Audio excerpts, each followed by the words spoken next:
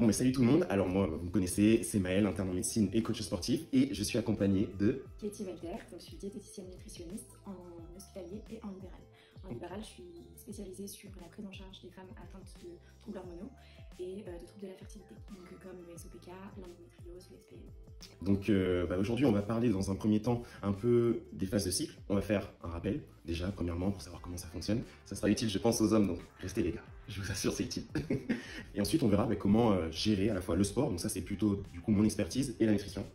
Et vous répondre à quelques questions que vous pouvez vous poser de temps en temps. Donc déjà, je pense que pour parler des cycles, pour faire un petit point rapide, et tu m'arrêtes si je me trompe, Katie, le début d'un cycle, ça commence par les menstruations. Oui, voilà. Les règles. Les fameuses règles, donc qui durent à peu près en moyenne 5 jours. Ouais, entre 1 à 6 jours, ça dépend. 1 à 6 jours, ok, donc voilà, c'est femmes dépendantes. Et à l'issue, du coup, constitue la première partie, si vous voulez, de la phase folliculaire. La phase folliculaire, ça va être une phase où, principalement, des follicules vont maturer et dont seulement un donnera, à la fin, un ovule. Voilà. Donc, et ça me permet du coup de faire la transition sur la phase ovulatoire. Donc c'est là où l'ovule sera suffisamment maturé et donc l'ovule qui va ensuite se promener par les trompes et va arriver jusqu'à l'utérus. Et ensuite, ça va durer 1 à 3 jours.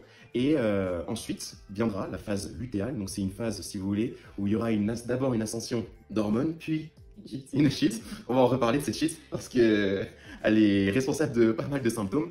Et donc c'est durant cette phase où en fait il va y avoir le corps jaune, donc le reste du follicule. Le follicule qui a largué l'ovule devient voilà, le corps jaune. Le corps jaune. Et donc ce corps jaune va produire de la progestérone. Exactement. Voilà. Il va y avoir une légère ascension de l'œstrogène qui va ensuite diminuer. En même temps que la chute de la progestérone. En même temps que la chute de la progestérone. Il n'y a pas fécondation de l'ovule. Voilà. Et donc là, on est sur à peu près le fonctionnement normal, si j'ose dire, du cycle menstruel chez une femme. Et donc ça vous permet de voir un petit peu, à la fin, on n'est pas rentré dans les détails bien évidemment, mais des différentes augmentations et diminutions des hormones, parce que bien évidemment il y a l'œstrogène, la progestérone, mais aussi la FSH, le LH. Et la testostérone. Et la testostérone. Donc, mais grosso modo, c'était pour vous faire un petit rappel très rapide. Succinct. Des cycles menstruels. Qu'est-ce qu'on a comme symptômes concernant en fait les différentes phases de cycle? Alors on commence par la phase de menstruation, là on va être vraiment fatigué, on va avoir un besoin de repli sur soi, des crampes abdominales, des migraines, un peu froid parfois. C'est un peu, en fait c'est catalogué un peu comme l'hiver, si on peut faire un rapport aux 4 saisons. Ça va être l'hiver du cycle, donc ça va être vraiment un instant un peu cocooning, on aura besoin de rester un peu tranquille à la maison, on va être facilement énervé, excité, fatigué, et on va être principalement douloureuse en fait. D'accord, ok. Donc ça c'est la phase d'hiver. Ouais. Je connaissais pas du tout. Enfin, j'en ai déjà entendu parler, mais j'avais jamais. Ouais, ça va être catégorisé comme l'hiver. Et du coup, ça montre bien, on voit bien aussi quand c'est l'hiver, généralement, même les hommes, on a plus envie d'être chez soi, on va moins être dans les activités, on va moins être dans l'extension. Ok. Et ensuite, qu'est-ce qui succède alors à l'hiver? Et le printemps, donc la phase folliculaire, où vraiment là, on a un regain d'énergie, notamment grâce à la montée des oestrogènes. On se sent beaucoup plus puissante. On va avoir aussi une meilleure synthèse de collagène, donc on va être beaucoup plus jolie, beaucoup plus rayonnante au niveau de la peau, au niveau des cheveux.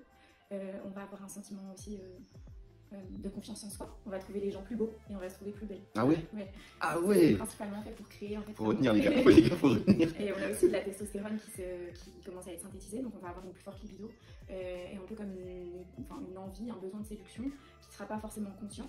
Mais comme on se sent belle, puissante et qu'on trouve les gens plus beaux, c'est quand même assez logique et ça a été bien fait, c'est pour qu'on puisse faire perpétuer l'espèce en fait. Ouais, en fait tout part de là au final. Voilà, ok. C'est un peu numéro 1. Ouais, c'est ça, ok. Donc ensuite vient l'été. L'été, donc l'été chaleur, donc c'est là où on peut comprendre que pourquoi on dit l'été, parce qu'on a une température basale qui est bien plus élevée. C'est un des indicateurs quand on cherche à avoir un bébé et quand on cherche à savoir quand on ovule. Parce que autant les symptômes des menstruations, les femmes elles arrivent bien à les expliciter, c'est connu, on a mal, on est fatigué. Autant les symptômes de l'ovulation, les filles elles ont un petit peu du mal à dire là j'ovule. Je sais que j'ovule. Parce qu'on va pas trop y faire attention, on n'est pas trop sensibilisé à ça, ou alors qu'on n'en a pas. Mais on peut quand même avoir des douleurs, on peut avoir un pic comme un coup de couteau en fait, vraiment au niveau de l'ovule, enfin de la partie... En sensation? En sensation, ouais. En fait il va y avoir une partie du coup, une partie de l'utérus qui travaille, celle qui va relâcher l'ovule, et là en fait ça va faire vraiment un petit pincement en fait. Parce que c'est pas les deux côtés en même temps? Non, c'est pas les deux côtés en même temps. Donc ça peut être, on a particulièrement mal à droite ou particulièrement mal à gauche, et en fonction des pathologies, on peut avoir une ovulation à droite ou à gauche plus ou moins douloureuse. Moi quand j'ovule à droite, j'ai très mal, quand j'ovule à gauche, ça va. Donc c'est important de le savoir, et on peut aussi, symptômes aussi à surveiller, on a une glaire, donc on a des pertes blanches bien plus filantes, un peu comme du jaune d'œuf, et ça c'est vraiment pour faciliter la reproduction et faciliter l'accès des spermatozoïdes à l'ovule. Donc on a aussi ça qui change. Tout est fait, en fait tout est mis en œuvre pour qu'on arrive à avoir un bébé. Oui bien sûr, ok. Donc c'est ouais, la préparation du cocon en fait. Voilà. Ok. Après, c'est surtout la préparation avant toute chose de l'ovule en elle-même, enfin, de son accès. Et après, le cocon, lui, va se tapisser un petit peu plus tard, plus quand on aura le SPM juste après. Donc du coup, ouais, c'est la phase d'automne. Ouais, c'est la phase d'automne qui arrive après. Donc Ouais. là, c'est la phase lutéale. Et c'est la phase un peu la plus compliquée. Alors, ça va être la phase de l'automne, donc là on voit les branches commencent à tomber. Tu vois dehors, il commence à être un peu plus vieux, on a un peu ronfon, on a vraiment envie d'aller s'entraîner, enfin, tu sens un peu le moule. C'est ça, c'est l'hiver qui se prépare, ça arrive. Donc là, ça va être très difficile à gérer pour beaucoup de femmes, mais parce qu'on est de bonne raison, il y a des gros troubles hormonaux, il y a de grosses variations hormonales, et ça va être assez compliqué pour le corps et pour l'esprit de gérer tout ça. Donc on a la progestérone dont je parlais tout à l'heure, synthétisée par le follicule, par le... Et donc du coup, ça va avoir un effet, c'est un peu paradoxal parce que c'est un effet très sédatif. Ça va nous apaiser, mais ça nous apaise un peu groggy par ça. Donc là, la progestérone va être au taquet. Et là, par contre, le but, c'est vraiment de créer le cocon pour la progestérone. C'est de faire en sorte que l'ovule qui peut-être a été fécondé puisse s'orienter, se mettre dans l'utérus et puisse y rester. Malheureusement, on a aussi un gros pic d'estrogène vers la fin de la phase lutéale. C'est là où ça devient un petit peu plus compliqué à gérer parce qu'il y a aussi la synthèse de prostaglandine. Et la prostaglandine, ça va être le début des crampes, en fait. Le début des douleurs, le début des problèmes. Le début des problèmes. Aïe, c'est le début des problèmes. Donc là, on peut surtout... alors ça dépend vraiment des femmes. Hein. Certains ont un gros package de douleurs et de symptômes, d'autres ça va être plus léger. Ouais. On va avoir des symptômes physiques, donc ça va être le classique, mal au ventre, mal au dos, mal à la tête. Cette sensation d'être un peu ivre, je sais pas, t'as un peu la nausée, t'as un peu le vertige, ça c'est les hormones qui font dérouler des pas. Okay. Tu peux très bien commencer la journée où t'as envie de pleurer, c'est pourquoi. T'arrives, t'as envie de vomir, un peu de sensibilité aux odeurs aussi, aux sons. Donc c'est quelque chose qui va être très fatigant, notamment pour les femmes qui vont déjà être hypersensibles au bruit, aux odeurs, à la fatigue. Du coup, je voulais voir avec toi parce que tu as cette double casquette, donc à la fois médecine et coach sportif. Ouais. Et je voulais que tu nous en dises un peu plus sur en quoi ce cycle et ces différentes phases peuvent impacter en fait nos performances physiques et ce qu'on peut faire et ce qu'on devrait faire. Ok, mais déjà il y a différentes choses. Il faut savoir qu'en fait, en fonction de la variation d'hormones, il va y avoir tout un process qui se fait au sein du corps d'une femme qui fait qu'il faut adapter son entraînement, enfin en fonction des cycles. Bien évidemment, c'est femme dépendante dans le sens où il y en a qui vont exprimer très peu de symptômes, auquel cas, évidemment, il n'y a pas besoin d'adapter vraiment au détail près, mais il y en a pour qui ça va vraiment aider. Et par exemple, dans les personnes que je peux coacher, effectivement, il y a des moments où il faut justement ralentir ou alors changer de discipline, changer ou ajouter, en tout cas une discipline qui peut soulager, on va revoir en détail, mais ouais, effectivement, des fois, il faut conscientiser un peu la pratique sportive et se dire que c'est normal des fois si on va un peu plus doucement, si on est un peu plus fatigué, et puis aussi pour éviter la blessure qui peut arriver. C'est ce que j'allais dire, parce que du coup, il y a des risques. Mais il peut y avoir des risques, justement. Exemple tout simple, la phase ovulatoire, on en parlait tout à l'heure. Celle où justement, vous êtes pense qu'on est une machine. Voilà, vous êtes invincible. C'est une phase, il y a pas mal eu d'écrits à ce sujet, j'en avais, où il y aurait effectivement un sur-risque de faire plus de blessures pour une sportive, pour une athlète. Donc, une athlète qui s'entraîne en phase ovulatoire, il faut qu'elle soit plus vigilante sur certaines choses. Voilà. Et l'hypothèse amenée, c'est qu'il y aurait une hyper-laxité au niveau des tissus ligamentaires, liée directement à la variation d'hormones, et elle serait du coup responsable d'une augmentation de blessures à ce moment-là. Je parle au conditionnel, mais c'est un peu le fruit des recherches qui ont été menées à ce sujet. À creuser, quoi. À creuser, toujours. De toute façon, dans la plupart des articles qu'on voit au quotidien, il faut toujours mettre un peu de réserve, à moins qu'il y ait vraiment un consensus collégial fait par les styles en question. Et un autre exemple aussi, ça va être pendant les règles, un cas classique, règles abondantes. C'est perte de sang, perte d'hémoglobine, perte de fer. Donc c'est des symptômes. Tous les minéraux même, parce qu'il n'y a pas un videur à la sortie qui dit toi. Non, bien sûr. Là, je me suis focus là-dessus, mais bien évidemment, c'est une perte de plein de choses. Et mais là où tu vois, on peut ressentir, parce que ça va même au-delà des règles, des fois dans d'autres indications, il y a ça aussi, une cause, pardon, il y a ça, le fait, tu vois, d'exprimer des symptômes du type essoufflement, palpitation, tu vas avoir la tête qui tourne. Tu vois, le malaise. Puis quand tu me mets des gros poids, Voilà, c'est ça. En fait, les carences, il y a une anémie, si tu veux. Anémie, pour ceux qui ne savent pas, c'est la diminution d'hémoglobine. Voilà. Donc, dans certaines tranches. Et donc, une énorme cause d'anémie pour les femmes, ce sont les règles abondantes. Voilà. Et là, j'exclus les conditions pathologiques. Voilà. Donc, règles abondantes, c'est quoi? C'est, si je ne me trompe pas, 80 ml, plus de 80 ml, ou l'équivalent de 5 protections, si je ne dis pas de bêtises. De toute façon, en général, ça dépend du type de protection. Ça dépend vraiment des femmes et du type de protection. Mais on le ressent très vite, de toute façon, on est épuisé. C'est ça. D'ailleurs, il y a un score de IGNAM, je crois, si je dis pas de bêtises, qui peut aider, je le mets au cas où, si ça aide, c'est trop bien. Mais donc voilà. Et typiquement, pour revenir à ça, c'est peut-être moins judicieux d'aller se mettre séance cardio HIIT ou bah, je sais pas, par exemple en athlète, faire des grosses sessions de sprint ou des choses comme ça, peut-être que c'est moins judicieux à cette période-là. Ok. Surtout si on est sujette à ce type de symptômes. Encore une fois, je tiens à le préciser, Ça dépend de chacune, quoi. voilà, Ok. il n'y a pas de généralité. Mais du coup, pour pouvoir être mieux accompagné, c'est toute l'importance de connaître son phase et de connaître justement Ouais. ses symptômes, quoi. C'est ça. Mais en fait, finalement, c'est tout bête, mais aujourd'hui, l'idée, c'est quoi? Je pense, pour une femme, je m'avance peut-être un peu, mais l'idée, c'est, comme tu dis, de se connaître, savoir comment on fonctionne, savoir ce qu'on exprime, et surtout comprendre que c'est vrai qu'aujourd'hui, et ça, on le voit de manière générale, la majorité des études sont faites sur des sujets hommes, Ouais. et sont standardisées sur des critères masculins, Mm. parce qu'on sait que les femmes ont justement ces variations de cycle qui font que les résultats risquent d'être biaisés. Ok. Belle pirouette. Ouais. Et donc, du coup, en sachant ça, les chercheurs, ils auront plus de résultats, en tout cas, ils ont une significativité Oui, des résultats qui bien seront sûr. bien plus importantes en Oui, prenant parce que des... le groupe il est plus homogène. Voilà. Et donc, ce qui fait que, déjà, dans la totalité des études, il y en a très peu qui sont faites sur des femmes. Et ça implique que la majorité des entraînements qui sont faits, en fait, de manière générale, sont calqués sur des hommes et sont juste, en fait, redistribués aux femmes. Ok, ouais. Et vous avez des entraînements qui sont des versions, si tu Ouais, veux. sans prendre en compte notre cycle et sans prendre en compte qu'on Voilà. a tout un cycle différent. C'est ça. Et du coup, maintenant, il y a des études qui commencent de plus en plus à prendre ça en compte. Et je pense que dans l'avenir, effectivement, et c'est là où ça va être compliqué, il faudra peut-être prendre des femmes en fonction des mêmes cycles. Ouais, c'est vrai. Et ça va être quelque chose. Ah Si oui, on veut mais- vraiment être, là, j'entends, si on veut vraiment être rigoureux Rigoureux, ouais. sur le protocole scientifique. Ouais, trouver vraiment des panels en fait avec des femmes qui ont le même cycle. C'est ça. Et des cycles plutôt aussi. Et des cycles plutôt réguliers qui Réguliers. seraient potentiellement de la même durée. Mais je pense que c'est pour ça qu'ils ont laissé tomber en fait. Il y avait trop de. Bah, Il y avait trop de c'est taf, une situation, ça commence. C'était plus simple. Ouais, après, et puis bon, après, il y a aussi une époque où la science, c'était très masculin. Donc, Encore un peu maintenant quand même. ouais, après, en médecine, Ouais. ça commence à plus trop être le cas. Hein. Mais donc voilà, c'est un peu, en tout cas, c'est un petit peu l'idée. Donc il faut pouvoir, ça va venir, effectivement. C'est des tas de recherche, on parle beaucoup au conditionnel, mais c'est quelque chose Ouais, qui mais sera venir. le simple fait de diffuser des vidéos comme ça et de sensibiliser, je pense que ça peut initier le changement. Parce que Mhm. les personnes qui ne sont pas au courant en le vivant elles-mêmes, Ouais.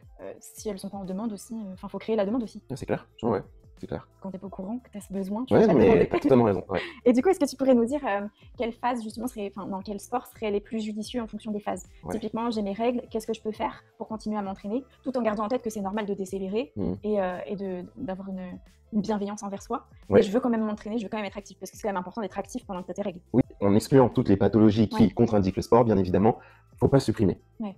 Il faut pas non plus culpabiliser de ne pas en faire.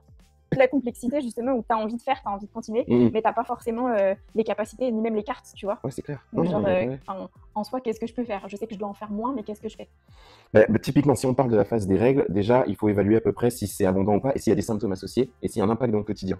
S'il n'y en a pas, ça peut être intéressant de peut-être diminuer un petit peu la charge, Mhm. voilà, Tu en restes termes de sur ton- confort. Tu restes sur ton Voilà. truc classique. En vrai, néanmoins. je pense qu'on peut rester sur la pro classique, parce Ok. que moi, je coach des femmes aujourd'hui, ça les gêne absolument pas. Ouais. Donc, on va pas, voilà. Ou même si tu mets des choses en place. Enfin, moi, je sais qu'avant, je pouvais même pas sortir de chez moi. Mhm. Là, en prenant soin de moi, en ayant une bonne alimentation, une complémentation, un suivi psy, C'est clair. la totale. Enfin, maintenant, je peux faire plein de choses, Ouais, ouais. tout en ayant des symptômes gérés ailleurs. Ouais, en vrai, c'est intéressant. C'est vrai de prendre la globalité. Tu prends tout Ouais, et tu te dis, bah, exactement. je mets le sport dedans, donc avec moins de charge. Et est-ce qu'il y a des risques, enfin, certains sports qui peuvent majorer les symptômes? Dans les règles? Ouais. Bon, tout ce qui va être, je pense, cardio bien sévère. Ouais, genre, Style hit, sprint, des grosses, sans moi. voilà, des grosses séances de sport bien énervées, avec une grosse pression abdominale, type squat sous ceinture. C'est de plus en plus aussi, il y a beaucoup de femmes qui font de plus en plus de power. C'est super. Et donc, bon, peut-être qu'à ces moments-là, c'est moins judicieux. Ouais, ou peut-être bien encadré, quoi. Voilà. Ok. Après, voilà, c'est si tu as une athlète ou une sportive qui est bien expérimentée, Oui, puis il y ça avait peut ça se tout le temps. gérer, Oui, bien ça évidemment. passe bien, ouais. Mais ouais, ça, c'est vrai que ça prend en compte. Maintenant, s'il y a des pertes importantes et tout, ouais, là, il faut clairement bien gérer ça, parce que s'entêter à aller faire ses entraînements à la même intensité, Ouais, sous symptômes, c'est potentiellement des risques de blessures. Ça, Ouais, je l'apprends à personne. ouais. Blessures physiques, mais aussi là-dedans. Ouais, alors que je trouve nul. Enfin, moi, déjà, c'est le mood un peu quand t'es avec, t'es un peu fonfon. Ouais. Là, si t'arrives et que tu n'arrives pas à passer tes poids et tu t'entêtes, non. Voilà, c'est ça. Ok. Et là, on arrive à un point de rupture et il n'y a pas besoin d'y aller, en fait. Ça peut, voilà, il faut savoir doser et bien prendre en compte que il y a des moments où on va être à fond, Ouais. ovulation, tout ça, on connaît maintenant. Et après, il y a des moments où il faut pouvoir lâcher un peu Et puis, prise. peut-être même plus se recentrer, quoi, faire Ouais. des choses plus concentrées sur C'est ça. des choses qui détendent. Ouais. Et du coup, qu'est-ce que tu nous conseillerais comme sport pour pouvoir se recentrer sur toi et puis venir un peu nous détendre, et musculairement parlant, et psychologiquement? Si on reste toujours dans l'idée qu'on est en phase de menstruation, ce qui peut être pas mal, déjà, une discipline qui commence à être très à la mode, et à la mode aussi parce qu'elle montre de nombreux bienfaits, c'est le pilate. Et donc, et pour le coup, le pilate, pour une bonne raison, c'est parce qu'il y a un nombre de bienfaits. Je vois même en rééducation, la phase de ces ketos, c'est un banger. Voilà. Donc à Pilates, intégrer, quoi. à intégrer. À intégrer. C'est le must. Je note. Et ensuite, on a yoga. Ok. Yoga, très intéressant. Un yoga plutôt doux, du coup. Ouais. Parce que c'est vrai qu'il y en a hot yoga et tout. Ouais, non. On sous-estime, mais ça peut venir un peu aussi chercher. Ouais, donc plus des étirements et tout. C'est ça, ouais. Sur la yoga basé sur l'étirement, exercice de respiration sous-côté.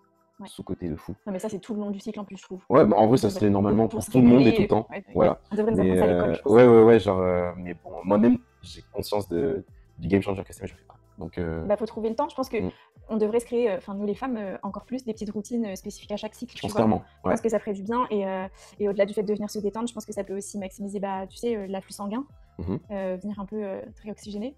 Ouais, mais non, mais oui, c'est clair. Et puis de toute façon, toutes les petites techniques qui permettent de détendre, c'est d'autant plus de facteurs qui vont te conforter, si tu veux, dans ta pratique du sport. Et t'en penses quoi du coup de la natation dans ce cadre-là? Moi, il y a un truc que je savais pas, c'est la natation. Ouais. Apparemment, ça peut, au même titre que le pilates et le yoga, venir. Oui, parce que tu vois, c'est quelque chose d'assez doux quand même. Tu portes pas ton corps. Ça va être très relaxant. Enfin, tu vois bien la sensation de fatigue que tu as après la piscine, la bonne fatigue. Ça peut être bien. Après, ça dépend vraiment de chaque femme, du flux aussi notamment. Après, c'est vrai qu'une fois qu'on est dans l'eau, quand on a un flux assez normal, on saigne pas tant que ça. Et puis maintenant, ils font des trucs assez cool avec des maillots de bain spécial règles et tout. Bon, c'est pas, je savais pas. Piscine, c'est un des seuls moments d'ailleurs où j'aime bien aller à la piscine quand j'ai mes règles. D'accord. Donc à tester bien sûr. À tester, ouais. Chacune. Après, il peut y avoir aussi la notion de, on se sent pas très jolie, on est très gonflé, donc peut-être l'idée de se mettre en maillot de bain, ça peut un peu freiner, mais franchement, à tester, à tenter, ça détend vraiment. D'accord. Ouais, c'est assez lourd. Intense, mais doux. Non, mais c'est vrai. Mais tu vois, bon à savoir, parce que moi je m'étais dit règles, natation interdite. L'idée quand t'as tes règles au collège, tu es dispensé. Voilà. C'est normal au début. Après, ça implique aussi, là je pense au collège, c'est surtout parce que les protections hygiéniques qui sont utilisées, ça va être plutôt des serviettes. Donc forcément, quand tu vas à la piscine, c'est mort. Il n'y a pas forcément de tampons ou de cup. Et il n'y avait pas encore tous les maillots de bain et tout ça. Mais je pense que c'était pour ça qu'on évitait la piscine. Mais maintenant, on a plusieurs choses à disposition pour pouvoir s'y rendre tranquillement. Ok, mais bon à savoir. Et puis finalement, dernier aussi, la marche, il me semble. Ouais. Favorise la vascularisation. Complètement, ouais. Système cardiovasculaire, etc. Aussi un game changer dans beaucoup de choses, la marche d'ailleurs. Synthèse d'endorphines aussi. Ok. Pour vraiment nous apaiser avec tout ce tumulte. Mais ça, c'est tout le long du cycle à conseiller quotidiennement si possible. Et notamment quand il y a des grosses variations hormonales, donc il y a des pathologies comme le SOPK, la marche après manger, 15 minutes après manger, une petite marche pour gérer sa glycémie. Okay. Pas mal ça. C'est glissé et ça va aider du monde. Ok, c'est bon. Et avec du coup, tu vois, tout cet aspect sportif, je pense que ce qui vient en complémentarité, ça va être tout ce qui est aussi autour de l'alimentation finalement. Oui, parce qu'on aura des besoins qui seront vraiment différents. Symptômes différents, donc besoins différents. Et puis surtout, synthèse d'hormones différentes, donc besoin d'amener les choses pour les synthétiser différentes aussi. Donc c'est moi. Finalement, l'alimentation, une grosse question qu'on se pose au quotidien, comment manger, quoi manger, quand, surtout en fonction des phases. Et donc, quels seraient, tu vois, à peu près les aliments à privilégier pour une sportive et même quelqu'un de non sportif finalement. Oui, ça peut servir à tout le monde. Voilà, ça peut servir clairement à tout le monde. Alors déjà, quand on commence avec la menstruation, on a les règles, on a les pertes sanguines dont on parlait tout à l'heure, grosse perte de minéraux, mais surtout grosse perte de fer, vu qu'on perd du sang, on perd du fer. Donc ça serait vraiment les aliments riches en fer à privilégier. Donc ça serait viande, poisson, œufs, légumineuses, des lentilles, des choses comme ça. Vous trouverez facilement des listes d'aliments. Ça va être les oméga 3. Alors principalement pour venir synthétiser les hormones dont on a besoin justement. Parce que si tu apportes pas ce qu'il faut pour synthétiser l'hormone, forcément tu n'as pas les hormones qu'il faut et du coup tu n'as pas le cycle qui est bien derrière. Tout part de là un petit peu. Oméga 3 pour la FSH, donc on en parlait tout à l'heure. La FSH qui est synthétisée dans la première phase, qui va permettre la maturation des follicules. Et si elle est trop synthétisée, elle peut venir créer d'autres troubles. Donc déjà qu'on en a assez. Si tu viens sursolliciter la FSH, tu viens sursolliciter d'autres pathologies derrière, et trop d'oestrogènes, et donc du coup d'autres pathos. Donc déjà, pour réguler ça, il faudrait les oméga 3. De toute façon, s'il y a bien deux choses à conseiller comme supplémentation aux femmes, oméga 3, vitamine D. Tout le long du cycle. Carré, on bouge pas. Voilà, ça bouge pas. Ça bouge pas. C'est tous les matins, oméga 3, vitamine D. Pour la santé du cycle, c'est vraiment les deux que je conseillerais. Vitamine D tous les jours? Tous les jours, c'est mieux. Au moins 5 petites gouttes, tu vois. 5 gouttes? Ah oui, ok, en gouttes. Okay, c'est mieux de prendre un petit flacon. Après, c'est pas forcément un goût agréable, mais bon, je prends ça le matin. On a connu pire. Oui, ça va. Donc voilà, donc ça serait ça, vraiment fer et oméga 3. Après, ça pourrait être le magnésium. Donc typiquement pour venir soulager les muscles qui sont tendus, les nerfs sont tendus aussi. Magnésium, donc vraiment la banane, top. Une petite banane au matin. Ouais, franchement, une des meilleures sources. Et aussi, au-delà du fait de détendre vraiment toutes ces crampes et tout générées par les prostaglandines, ça va permettre de synthétiser les oestrogènes. On a besoin de magnésium pour créer les oestrogènes. Et les oestrogènes, ils arrivent après. En fait, souvent, quand tu manges pour ta phase, non seulement tu dois prendre soin de ce que tu subis dans cette phase, mais tu dois être dans l'anticipation de ce qui arrive après.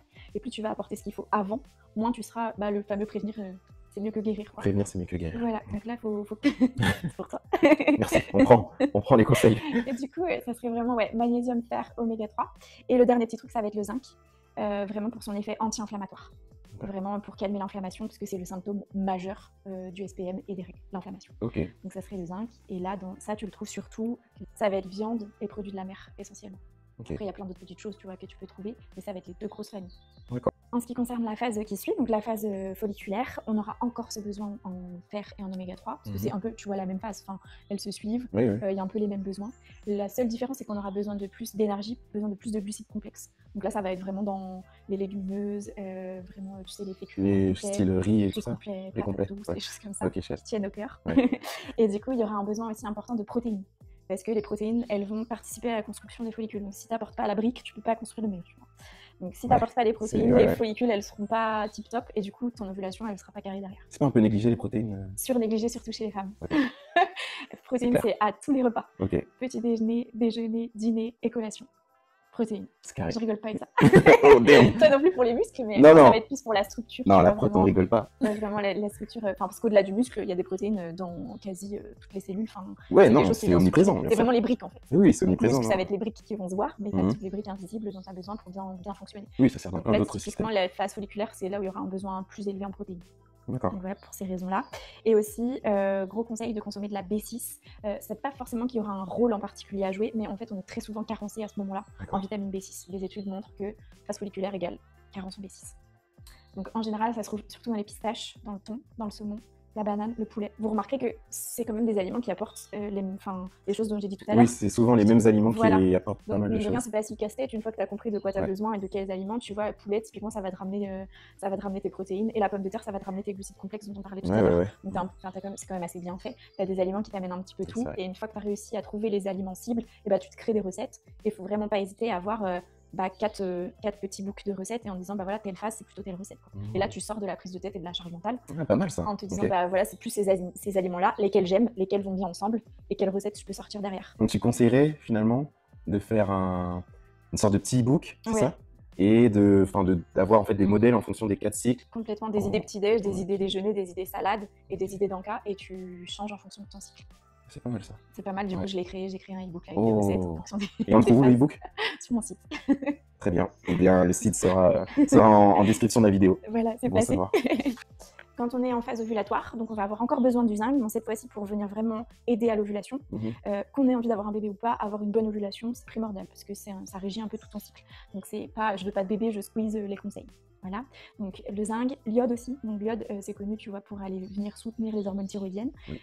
Hyper important, encore une histoire d'hormones. Mais si ça, c'est pas carré, ça va venir aussi influencer ton cycle menstruel, puisque tout est interconnecté de toute façon. C'est la beauté et la complexité de la chose. Le truc qui va être hyper important aussi dans cette phase, qui dit ovulation, dit synthèse d'œstrogènes à balle juste avant. Et ces œstrogènes-là, elles ont besoin d'être éliminées et surtout d'être détoxifiées. Et ça se passe par le foie. Et si tu viens pas soutenir ton foie, tu viens pas soutenir ton cycle hormonal. Il va y avoir tellement d'œstrogènes, parce que les taux, ils sont quand même assez importants. Il va falloir que ça soit détoxifié et ça a besoin d'être aidé. Un foie qui n'est pas aidé va mal le faire et ça va amener encore d'autres symptômes. Et pour ça, ça va être les fibres. Vraiment consommer un max de fibres, donc ça va être les fruits et les légumes. Consommer aussi des aliments riches en chlorophylle, donc tout ce qui va être les légumes verts. Les aliments qui sont soufrés aussi, donc ail, échalote, oignon. Et boire beaucoup d'eau. Boire. Mais ça, c'est tout le long du cycle, mais vraiment la phase ovulatoire. Et en plus, on a une température basale de dingo. Donc vraiment venir soutenir ça aussi avec l'hydratation, ça peut faire du bien. Et autre petit tips, en dehors de l'alimentation, on a souvent l'idée de se mettre une bouillotte sur le ventre quand c'est les règles, pour venir soulager les crampes. Mais venir mettre une bouillotte sur son foie quand on ovule. Game changer. Ah ouais, de ouf. La bouillotte, meilleur ami. Meilleur ami. Très bien. Bon à savoir. Et même les gars, vous le faites, game changer. Franchement, t'arrives avec une petite bouillotte avant d'aller au lit. Et tu sais où la placer, voilà. C'est carré. Ce soir, c'est pour ton foie. C'est carré. Bon. Au niveau de la phase lutéale, on sera toujours sur un soutien maximal du foie. Donc, on reprend les mêmes conseils que l'ovulation. Pourquoi? Parce qu'il y aura et la progestérone et les œstrogènes à dégager d'ici. Donc là, ça va être vraiment, vraiment ne négligez pas l'apport en légumes. Légumes, de toute façon, tout le long du cycle, c'est censé être la moitié de l'assiette. La moitié, pas moins. Donc, ça va être surtout les légumes crucifères, donc choux, brocolis. Ça peut être sympa. Et ça, c'est très simple à préparer en grande quantité. Tu crées une grosse dose de chou, une grosse dose de brocoli Ouais, pour ta semaine et tu les remets dans tes petits plats. Ok. Voilà, ça, c'est encore une fois pour la charge mentale. On néglige bien trop. Et ça va être augmenter l'apport énergétique. Alors, c'est pas pour rien qu'on a envie de manger. Ça va être un symptôme aussi précurseur, tu vois. Avant les règles, tu as envie de taper tout le placard. Vraiment, tu as très très très faim. Après, ça c'est normal, hein. Tu vas avoir une dépense énergétique qui va être plus importante. Et du coup, pour venir aider ton corps à passer ce cap-là, il faut lui apporter plus d'énergie. D'accord. Pas n'importe quelle énergie, pas n'importe quelle calorie. C'est pas une excuse pour venir manger plein de sucre et tout ça. Ouais. Mais ça va être vraiment augmenter les protéines et les bons gras. Donc viande, poisson, œuf. Et puis faire attention au choix des huiles aussi. D'accord, ok. Donc, après, ça peut être les oléagineux aussi. Ça peut être une petite poignée d'amandes, typiquement le matin. Ouais. Ça peut être très très bien. Et ça va vraiment venir soulager aussi tous les symptômes. Parce que tu seras plus rassasié, donc déjà tu seras moins énervé. Enfin, tu vois, tout est en cascade. Ouais, tout est en lien en fait. Et vraiment pour soulager le SPM aussi, la vitamine D. Parce que on va avoir une chute des œstrogènes dont on parlait. Mais il faut savoir que les œstrogènes sont aussi impliqués dans la synthèse de la sérotonine. La sérotonine, c'est vraiment l'hormone du bonheur. Donc ça explique aussi pourquoi on est ronchon. C'est physiologiquement démontré. On a moins de sérotonine. Donc déjà on a mal, donc on est énervé. Mais en plus on a moins d'hormones du bonheur. Voilà. Donc il faut aider le corps à venir en synthétiser. Donc ça va être la fameuse vitamine D qui va venir t'aider à ça, et aussi le tryptophane qui est un précurseur de la sérotonine. C'est un acide aminé, c'est ça? Voilà, et ça tu le trouves typiquement banane, oléagineux. Source de glucides, non? Aussi, ouais. Ok. Ouais. Donc ça c'est hyper important et ça va vraiment venir plus sur les symptômes. Et je pense que même si la douleur c'est pas rien, j'ai l'impression que ce qui chamboule le plus les patients, c'est souvent le psy. Ouais. Bah écoute Kitty, je pense que là on a appris énormément de choses, vraiment. Clairement, ouais. Et bah, écoute, je pense que ça va aussi bien servir aux femmes, aux hommes, et j'espère que ça vous aura aidé, en tout cas, à mieux comprendre tout ce qui est le fonctionnement finalement d'une femme et les techniques à mettre en place. Puis bah, vous abonner au Instagram de Kitty, si vous le voulez. Voilà, qui sera affiché. Vous pouvez vous abonner au mien également, et puis bah, on se retrouve la prochaine. Allez.